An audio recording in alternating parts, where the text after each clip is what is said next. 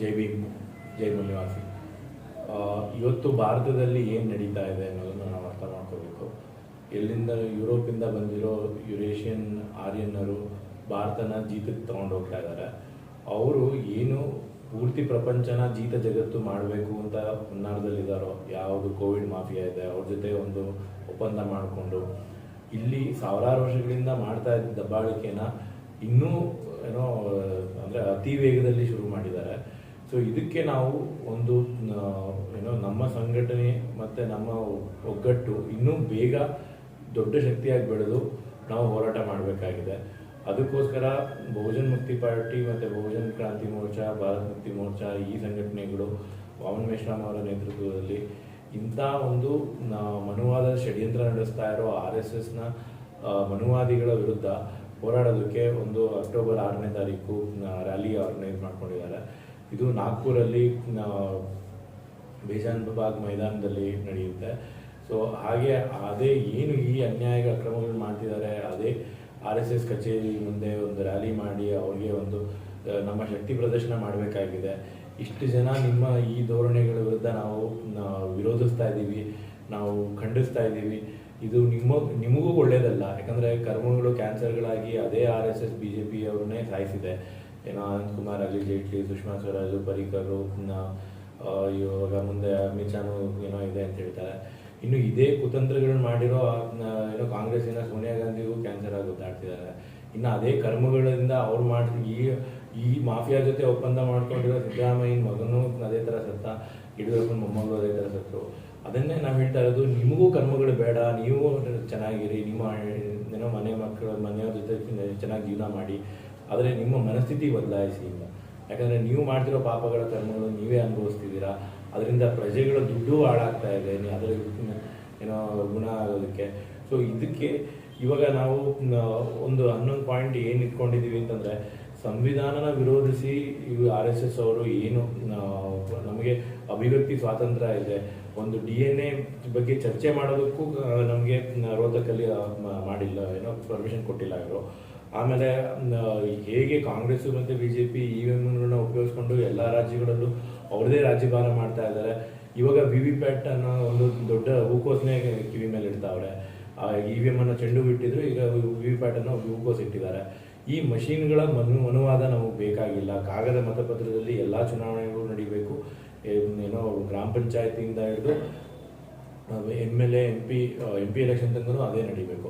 ಅದೇ president election, ಅದೇ ಇದು ವೈಸ್ ಪ್ರೆಸಿಡೆಂಟ್ ಎಲೆಕ್ಷನ್ ಇವ್ರು ಪೇಪರ್ ಬ್ಯಾಲೆಟಲ್ಲಿ ಮಾಡ್ತಾರೆ. ಯಾಕೆ ಅಲ್ಲೂ EVM ಯೂಸ್ ಮಾಡ್ಬೋದಲ್ಲ, ಅಲ್ಲೂ ನೀವು ಮ್ಯಾನಿಪುಲೇಟ್ ಮಾಡ್ಬೋದಲ್ಲ? ಅವ್ರಿಗೆ ಗೊತ್ತು ಅದು ಮ್ಯಾನಿಪುಲೇಷನ್ ನಡೆಯುತ್ತೆ ಅಂತ, ಅದಕ್ಕೆ ಯೂಸ್ ಮಾಡಲ್ಲ. ಸೊ ಇದು ಅಲ್ಲಿ ನಡೀತಾ ಇರೋದು ಒಂದು ಪ್ರಜೆಗಳ ಹಕ್ಕುಗಳನ್ನ ಏನು ಬಾಬಾ ಸಾಹೇಬ್ ಅಂಬೇಡ್ಕರ್ ಅವರು ನಮಗೆ ಪ್ರತಿಯೊಬ್ಬರಿಗೂ ಒಂದೊಂದು ಮತದ ಹಕ್ಕು ಕೊಟ್ಟಿದ್ರಲ್ಲ, ಅದು ನಮ್ಮ ಪ್ರಜಾಪ್ರಭುತ್ವದಲ್ಲಿ ಪಾಲ್ಗೊಳ್ಳೋದಕ್ಕೆ ಒಂದು ಅವಕಾಶ. ಆ ಅವಕಾಶನೇ ಕಿತ್ಕೊಂಡ್ಬಿಟ್ಟಿದ್ದಾರೆ ಇವರು.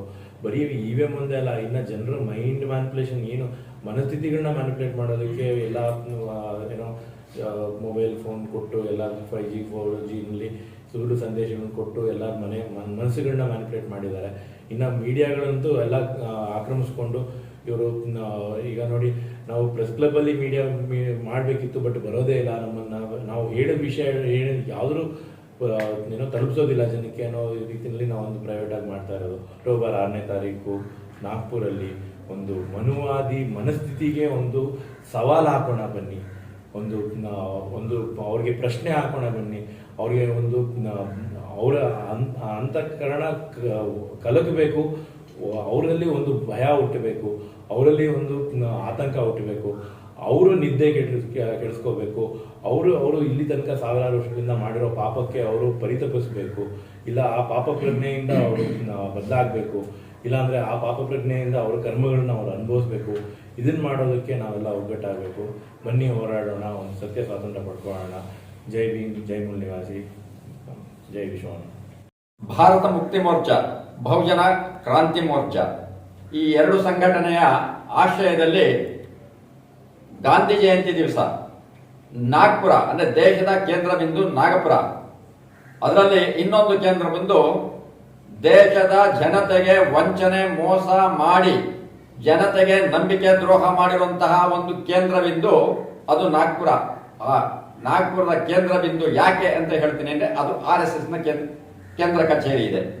ಅಧಿಕೃತವಾದ RSS ನ ಕೇಂದ್ರ ಕಚೇರಿ ಅಲ್ಲ ಅದು. ಅದೊಂದು ಬೇನಾಮಿ, ವಂಚಕರ, ದೇಶದ್ರೋಹಿ ಅಂತ ಇರುವಂತಹ RSS ನ ಕೇಂದ್ರ ಕಚೇರಿ ಇರುವ ಒಂದು ಕೇಂದ್ರ ಬಿಂದು. ಅಂತಹ ಒಂದು ಹೆಸರನ್ನ ಆ ನಾಗ್ಪುರಕ್ಕೆ ಇಟ್ಕೊಂಡಿರುವಂಥದ್ದು ಒಂದು ರೀತಿ ಈ ದೇಶಕ್ಕೆ ಕಳಂಕ ಅಂತ ನಾನು ಹೇಳಬೇಕಾಗುತ್ತೆ. ಯಾಕೆ ಅಂತ ಹೇಳಿದ್ರೆ ಈ ದೇಶ ಮಾತ್ರ ಅಲ್ಲ, ಇಡೀ ಜಗತ್ತಿನಲ್ಲಿ ಸುಮಾರು 35 ದೇಶಗಳಲ್ಲಿ RSS ನ ಚಟುವಟಿಕೆ ಇಟ್ಕೊಂಡಿದ್ದಾರೆ. ಆದ್ರೆ ಈ RSS ನ ಚಟುವಟಿಕೆಗಳು ಇವತ್ತು ಮುಖವಾಡ ಹಾಕೊಂಡಿದ್ರು. ಯಾವ ರೀತಿ ಅಂತ ಹೇಳಿದ್ರೆ ಸತ್ಯ, ಪ್ರಾಮಾಣಿಕತನ, ನಂಬಿಕೆ, ವಿಶ್ವಾಸ, ಹಿಂದುತ್ವ, ಸಂಸ್ಕೃತಿ ಇತ್ಯಾದಿಗಳನ್ನ ಹಾಕೊಂಡಿದ್ರು.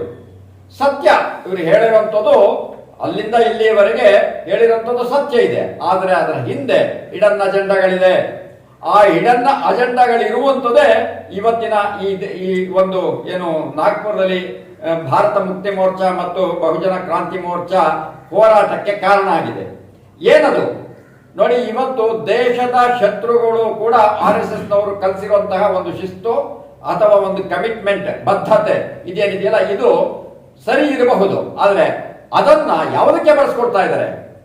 ಈ ದೇಶದ ಯಾರನ್ನ ಶೂದ್ರರು ಅಂತ ಇದ್ದರೋ ಅಂತಹ ಶೂದ್ರರನ್ನ ಯಾವ ಒಂದು ಬ್ರಾಹ್ಮಣ ಜಾತಿ ಇದ್ರೆ ತಪ್ಪಲ್ಲ, ಆದ್ರೆ ಆ ಬ್ರಾಹ್ಮಣ್ಯ ಇದೆಯಲ್ಲ, ಆ ಬ್ರಾಹ್ಮಣ್ಯದ ಮೂಲಕ ತಮ್ಮ ಅಧಿಕಾರವನ್ನ, ತಮ್ಮ ದರ್ಪ ದೌರ್ಜನ್ಯಗಳನ್ನ ಬೆಳೆಸಲಿಕ್ಕೆ ಬೇಕಾದಂತ ವ್ಯವಸ್ಥಿತ ಒಂದು ಹಿಡನ್ ಅಜೆಂಡವನ್ನು ಇಟ್ಕೊಂಡು ಇವತ್ತು RSS ನವರು ಬಿಜೆಪಿಯ ಮುಖವಾಡದಲ್ಲಿ ಅಧಿಕಾರವನ್ನ ತಗೊಂಡಿದ್ದಾರೆ.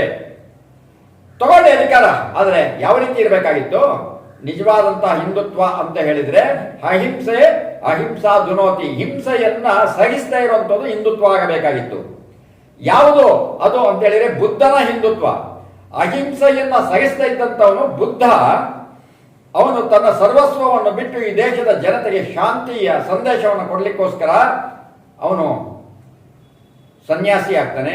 ಇಡೀ ಜಗತ್ತಿನ ಉದ್ದಗಲಕ್ಕೆ ಇವತ್ತು ಬೌದ್ಧ ಧರ್ಮ ಅನ್ನುವಂಥದ್ದು ಅತ್ಯಂತ ಗೌರವಕ್ಕೆ ಪಾತ್ರ ಆಗಿದೆ.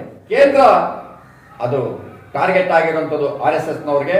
ಅವರಿಗೆ ಎಚ್ಚರಿಕೆ ಕೊಡ್ತಾ ಇದ್ದೀವಿ, ದಯವಿಟ್ಟು ಬದಲಾಗಿ ಈ ದೇಶದ ಭವಿಷ್ಯವನ್ನ ಉಜ್ವಲಗೊಳಿಸಿ, ಇಲ್ಲ ಅಂದ್ರೆ ನಿಮಗೆ ತಕ್ಕ ಪಾಠ ಕಲಿಸಬೇಕಾಗುತ್ತೆ ಅನ್ನುವಂತ ಒಂದು ಎಚ್ಚರಿಕೆ ಈ ಮೂಲಕ ಕೊಡ್ತಾ ಇರುವಂತಹ ಒಂದು ಸಂದರ್ಭದಲ್ಲಿ ನಾವು ಈ ಪ್ರೆಸ್ ಮೀಟ್ ನಲ್ಲಿ ಭಾಗವಹಿಸಿ ನನ್ನ ವಿಚಾರಗಳನ್ನು ಹಂಚಿಕೊಂಡಿದ್ದೀನಿ. ನಾನು ಆದಿಸತ್ಯನಾರಾಯಣ, ಆದಿಜಾಡು ಮಹಾಜನ ಸಭೆಯ ಕರ್ನಾಟಕ ಘಟಕದ ಅಧ್ಯಕ್ಷರಾಗಿದ್ದೀನಿ. ಏನು ಮನುವಾದಿಗಳು ಈಗ ಮನುವಾದಿಗಳನ್ನು ಆಳ್ತಾ ಇರುವ ಈ ಭಾರತ ದೇಶವನ್ನು 75ನೇ ಸ್ವತಂತ್ರ ದಿನಾಚರಣೆಯನ್ನು ಹಮ್ಮಿಕೊಂಡ ಮೇಲೂ ಕೂಡ ಈ ಭಾರತ ಖಂಡವನ್ನು ಮಾರಾಟ ನಡೀತಾನೆ ಇದೆ. ಮತ್ತು ದಲಿತ ಹಿಂದುಳಿದ ವರ್ಗಗಳ ಮೇಲೆ ನಡೆಯುವ ದಪ್ಪಾಳಿಗಳು ಮಾತ್ರ ಇನ್ನೂ ನಿಲ್ಲಲು ಆಗಲೇ ಇಲ್ಲ. ಇದನ್ನು ವಿರುದ್ಧವಾಗಿ ಈ BJP RSS ಅವರನ್ನು ಖಂಡಿಸಿ ಸನ್ಮಾನ್ಯ ಮೊಹಮ್ಮದ್ ಮಿಶ್ರಾ ಸಾಹೇಬರು ಬಂದು 6ನೇ ತಾರೀಕು ಇದೇ ತಿಂಗಳ ಅಕ್ಟೋಬರ್ 6ನೇ ತಾರೀಕು RSSನ ಕೇಂದ್ರ ಕಚೇರಿ ಇರುವ ನಾಗ್ಪುರಲ್ಲಿ ಬಹುತ್ ರೈಲಿನ ಹಮ್ಮಿಕೊಂಡವ್ರೆ. ಈ ರೈಲಿಗೆ ನಮ್ಮ ಸಂಘದ ವತಿಯಿಂದ ಬಹುಮತ ಇದೆ. ಅವ್ರ ಜೊತೆಯಲ್ಲಿ ಕೈ ಜೋಡಿಸಿ ಅದನ್ನು ಬಂದು ಯಶಸ್ವಿಗೊಳಿಸಲು ನಾವು ಪ್ರಯತ್ನ ಪಡ್ತಾ ಇದ್ದೀವಿ. ಕರ್ನಾಟಕ ಜನತೆಗೆ ನಾವು ಕೇಳ್ಕೊಳ್ಳೋದು ಏನಂದರೆ, ಯಾಕೆಂದರೆ ಈ ಸಮಾಜದಲ್ಲಿ ನಾವು ಮೂಲ ನಿವಾಸಿಗಳು ಆದಿದ್ರಾವಿಡರು ನಾವೆಲ್ಲ ಒಂದಾಗಿ ಈ ರ್ಯಾಲಿಗೆ ಬಂದು ಭಾಗವಹಿಸಿ ಭಾಗವನ್ನು ಯಶಸ್ವಿಗೊಳ್ಬೇಕಂತ ಕೆಳಗಡೆ ಮನವಿ ಮಾಡ್ಕೊಳ್ತಾ ಇದ್ದೀನಿ. जय भीम, जय मूल निवासी। कौम जुल्म के खिलाफ आवाज़ नहीं उठाती, वो लाशें उठाने का काम करती है। साथियों, 75 साल से भारत देश में जुल्म और सितम, जालिम की बर्बरियत चल रही है। भारत में जो संविधान 1950 में लागू हुआ था, समता, स्वतंत्रता, बंधुता, न्याय की बुनियाद पर समाज और देश को चलाना था, यहाँ पे जुल्म, करप्शन, अत्याचार, ख़वातीन पर जुल्म हो रहा है। हर दिन जुल्म होता है, छोटे बच्चों पर जुल्म होता है। इसकी असल वजह क्या है? इसकी असल वजह यही है, यहूदी विदेशी ब्राह्मणों की सरकार भारत देश के संविधान के ऊपर, जहाँ बसवण्णा, बुद्धा नारायण गुरु, पेरियार, अंबेडकर की विचारधारा, टीपू की विचारधारा जो मसावात, अदल इंसाफ की बुनियाद पर कायम थी, उसके खिलाफ में ये लोग चल रहे हैं। आज भारत देश में 6000 जातियों में बांटा गया है। आज भारत देश में आदिवासी को जंगल पर रहने पे मजबूर किया गया है। आज भारत देश में एससी जो हज़ारों साल से शहर के बाहर रहता है, आज ख़वातीन को गुलामी की ज़िंदगी रखी गई है। बात बात पर हिंदू मुस्लिम के फसादात बर्पा ये लोग करते हैं। इसकी असल वजह है जो आरएसएस का हेडक्वार्टर नागपुर में है, जो ब्राह्मणों ने उसको चला रहे हैं, उसी के खिलाफ भारत में संविधान के खिलाफ इनकी हुकूमत चल रही है। और ये लोग भारत में ओबीसी की कास्ट सेंसस मर्दमशुमारी आज तक नहीं की है। भारत में ये लोग ईवीएम को आलाकार बनाकर हुकूमत से, लोगों से वोट चोरी करके हुकूमत कर रहे हैं। भारत देश में 9 साल का बच्चा जब पानी पीने के लिए जाता है, वो उसको जान से मार देते हैं। भारत देश में आज जहां अफगानिस्तान से लेकर श्रीलंका तक बुद्धिस्ट राष्ट्र कहलाता था, उस बुद्धिस्ट राष्ट्र में आज बुद्ध मजहब को मानने वाले ही लोग कम हो गए हैं। ये हज़ारों बुद्धिस्ट स्तूप पर इन्होंने कब्जा करके रखा है। साथियों, ये सारे मुद्दों को लेकर के बिल्किस बानो को केस हुआ, मुसलमान 64,000 फसादात से जकड़े गए, फिर आतंकवादी के नाम पे बम फोड़े गए, ब्राह्मणों ने बम फोड़े और मुसलमानों को फांसी पर चढ़ाए। ऐसी किताब महाराष्ट्र के आईजी मुशर्रफ साहब ने लिखा है। ये सारे मसाइल को लेकर के भारत मुक्ति मोर्चा और बहुजन क्रांति मोर्चा के नेशनल प्रेसिडेंट और इंचार्ज वामन मेश्राम साहब की लीडरशिप में 6 अक्टूबर को एक बहुत बड़ी महारैली हो रही है नागपुर में। इस नागपुर की महारैली में justice Virendra Singh Yadav ji, farmer justice high court Allahabad से आ रहे हैं। इसमें हरीश बंते जी, बौद्धि राष्ट्रीय बुद्धिस्ट भिक्खु संघ ये आ रहे हैं। यहाँ पे चौधरी विकास पटेल आ रहे हैं, ओबीसी के नेशनल प्रेसिडेंट। यहाँ पे डॉक्टर विलास खरात आ रहे हैं जो भारत मुक्ति मोर्चा के नेशनल सेक्रेटरी हैं। वीवी जादव साहब आ रहे हैं। और यहाँ पे डॉक्टर बिशप प्रदीप कांबळे जी आ रहे हैं जो राष्ट्रीय किसान मोर्चा के हैं। यहाँ पे बहुत सारे HN रेकवाल साहब आ रहे हैं जो आदिवासियों को रिप्रेजेंटेशन करते हैं, उसके नेशनल प्रेसिडेंट हैं। और यहाँ पे PK प्रेम कुमार गेड़ाम जी आ रहे हैं जो नेशनल विद्यार्थी और युवा मोर्चे के जिम्मेदार हैं। P मूर्ति साहब आ रहे हैं। दासाराम नायक आ रहे हैं जो गोरमाटी और लंबाणी को रिप्रेजेंटेशन करते हैं। प्रोफेसर प्रदीप आ रहे हैं। यहाँ पे हर मजलूम साथी इकट्ठा हो रहा है। सारे भारत के मजलूमों को हम दावत देते हैं, मिलजुल कर अगर हम काम करेंगे तो इत्तेहाद में ताकत है। और इस महारैली को कामयाब करने के लिए और भारत से जुल्म को ख़त्म करने के लिए, फिर से भारत में मसावत, अदल इंसाफ कायम करने के लिए, संविधान को जारी करने के लिए ये दावत आम दी जाती है। सारे लोग इसमें शरीक हों। जय मूल निवासी, जय भारत।